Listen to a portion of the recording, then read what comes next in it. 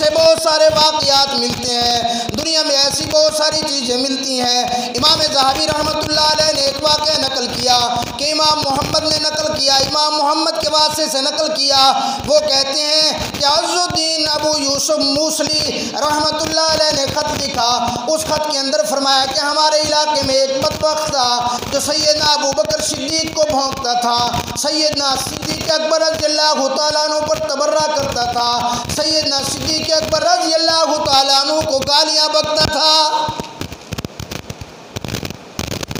وہ فرماتے ہیں ہم نے اس کو بڑا منع کیا، بڑا روکا، لیکن وہ رکا نہیں، اس نے کہا میں کرتا رہوں گا، تم کیا کرو گے؟ فرمایا ابھی اس نے یہی کہا کہ میں کرتا رہوں گا، تم کیا کرو گے؟ اس کا یہی کہنا تھا کہ اسی وقت ہم نے دیکھا کہ اس کی آنکھوں کے اوپر ورم آنا شروع ہو گیا، اس کی آنکھیں سوجنے لگی، اس کا پورا کا پورا سوجنے لگا۔ ہم نے دیکھا کہ اس کا چہرہ سیاہ اور کالا ہو گیا۔ ہم نے دیکھا پھر اس کے جسم سے، اس کے ناک سے، اس کے کان سے، اس کے ہر جگہ سے بدبو آنا شروع ہو گئی اور پیپ اور گند نکلنا شروع ہو گیا۔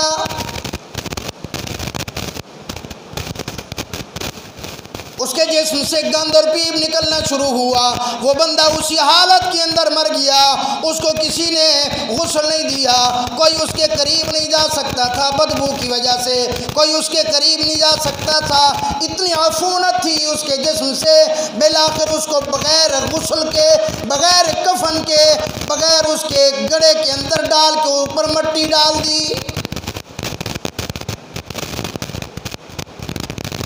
یہ صرف اس وقت کے واقعات نہیں، آج بھی دنیا کے اندر آؤ اللہ کی قسم جا کر جو لوگ گستاخ صحابہ کرتے ہیں، جو سیدنا صدیق اکبر پر تبرہ کرتے ہیں، جو سیدنا فاروق اعظم کو بھونکتے ہیں، جو سیدنا عثمان غنی رضی اللہ تعالیٰ عنہ کو گالیاں بکتے ہیں، جو سیدنا علی المرتضیٰ رضی اللہ تعالیٰ عنہ کے خلاف بولتے ہیں، جو اہل بیت کا دل کے اندر بغض رکھتے ہیں، جو صحابہ کرام رضوان اللہ علیہم اجمعین کا اپنے دل میں اناد رکھتے ہیں، اللہ کی قسم آج ان کی قبر کو کھول کر دیکھو، ان کی قبر جہنم کا گڑھا بن چکی ہوگی۔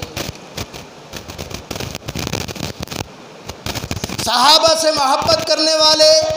صحابہ سے پیار کرنے والے، صحابہ کے اوپر اپنی جانیں قربان کرنے والے، صحابہ کے اوپر اپنا تن من دھن ہر چیز قربان کرنے والے، اللہ کی قسم دنیا گواہ ہے جب وہ فوت ہوئے ان کی قبروں سے جنت کی خوشبوئیں جاری ہو گئی۔